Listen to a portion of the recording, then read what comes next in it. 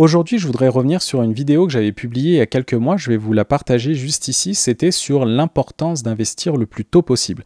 Donc là, c'est une vidéo qui avait super bien marché. À l'époque, j'avais une centaine d'abonnés et ma vidéo a plus de 7000 vues. Donc je trouve ça vraiment cool.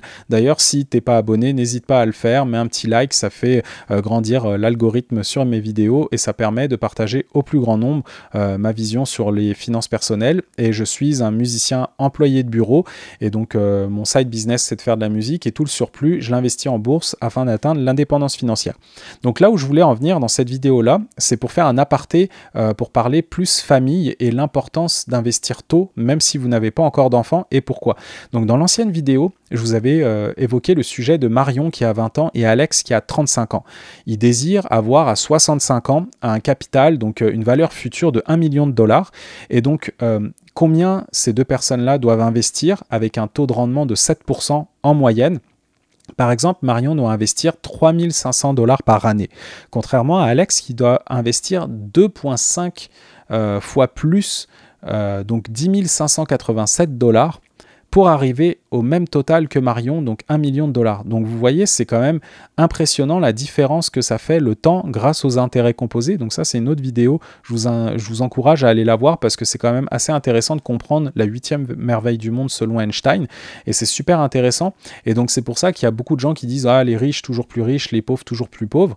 Mais c'est parce que les riches capitalisent dans des actifs qui croient avec le temps. Donc si vous faites la même chose que les riches, en investissant ce que vous pouvez, vous arriverez peut-être au même rendement que les riches, mais je ne parle pas de montant total, mais si vous investissez dans la même chose, mais là encore, ce n'est pas des recommandations ou quoi que ce soit, je ne suis pas conseiller financier, je n'ai pas le droit, mais vous voyez où je veux en venir. Si par exemple, j'investis moi 10 dollars dans un fonds et qu'un riche investit 10 000 dollars dans ce fonds, bah vous aurez le même rendement, mais lui, il aura plus de capital avec les intérêts composés, ça va grossir beaucoup plus vite.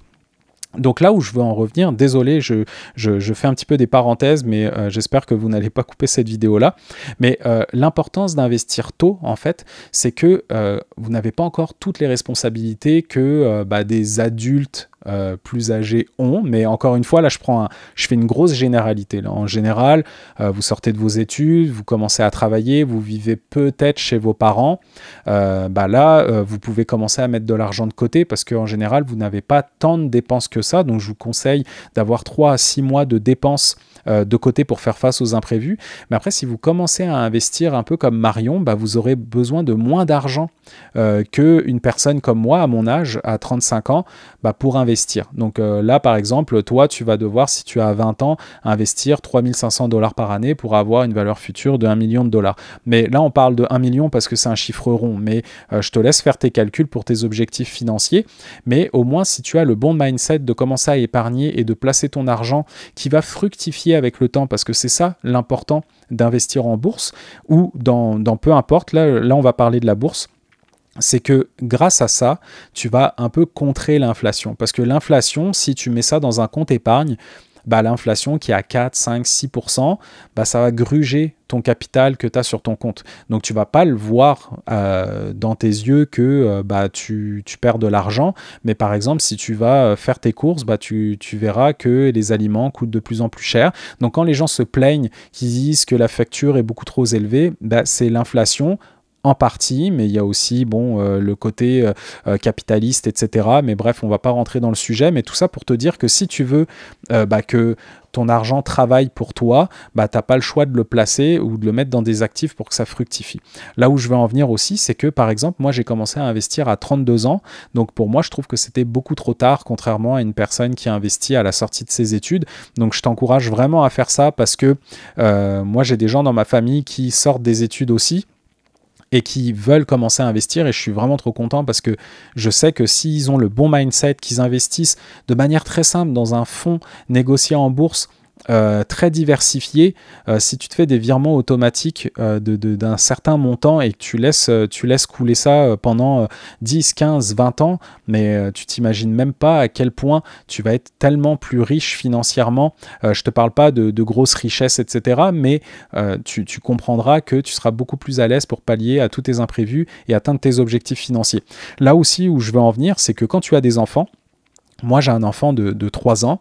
À date, pour l'instant, notre enfant, il ne nous coûte pas très cher parce qu'il est à la garderie, c'est subventionné, on a des allocations, on achète des vêtements, quelques jouets, des médicaments, tout ça, et on investit dans son régime épargne-études. Donc ça, je vais t'en parler un petit peu plus tard. Mais pour l'instant, il ne nous coûte pas cher. Donc ça nous permet, nous, de pouvoir capitaliser le plus possible parce que quand il va être adolescent, notre enfant, il y aura les fournitures scolaires, il y aura les sorties scolaires, les activités extrascolaires. Après, il voudra faire des sorties avec ses amis.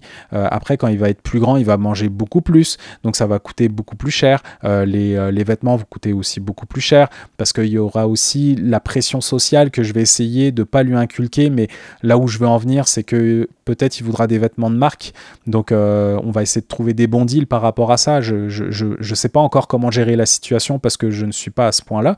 Mais tout ça pour te dire que quand il va grandir, ça va coûter beaucoup plus cher. Et imaginez, en fait, là, si vous êtes une famille, vous avez des enfants, vous allez comprendre, c'est qu'à partir du moment où il est en primaire, on ne pourra plus partir en vacances comme on voudra. On ne peut pas le sortir de la garderie en disant, on va partir 2 semaines pendant une saison creuse où ça coûte pas cher. C'est que là, si tu veux partir en vacances, tu n'auras pas le choix de partir dans la saison haute où il y a tous les enfants qui partent en vacances, et là ça va coûter encore plus cher parce que les compagnies aériennes ou bref les lieux touristiques, ils savent qu'ils vont augmenter les prix pendant les vacances. Et donc, c'est de plus en plus difficile pour les parents de pouvoir épargner. Donc là, je ne parle pas d'investissement, je parle juste d'épargne. Et comment contrer ça? Par exemple, quand on a des enfants, il y a le régime épargne-études. Le régime épargne-études au Canada, ça te permet de placer de l'argent sur un compte pour ton enfant pour qu'il fasse ses études. Et par exemple, tu peux mettre jusqu'à 2 500 $ par année et le gouvernement t'offre 30% en plus dès que tu mets ton argent là-dessus, et imagine sur 18 ans l'argent que ça pourrait faire. Et donc je vais te donner un exemple.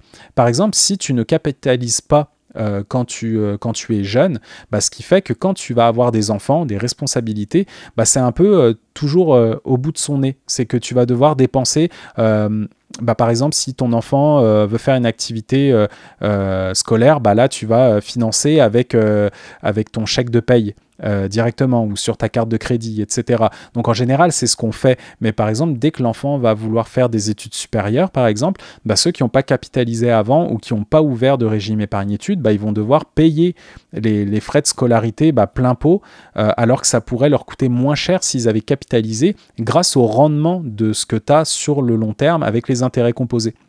Donc par exemple, je te dirais un exemple bateau, mais si j'avais investi 100 $ il y a 20 ans sur mon enfant, ce 100 $ là vaudra peut-être 1000 $. Donc tu vois ce que je veux dire? Donc grâce aux intérêts composés et en investissant il y a très longtemps, tes rendements seront beaucoup plus supérieurs et ça te fera moins cher de dépenser pour ton enfant, si tu vois ce que je veux dire, contrairement à si tu vis un peu au jour le jour, etc.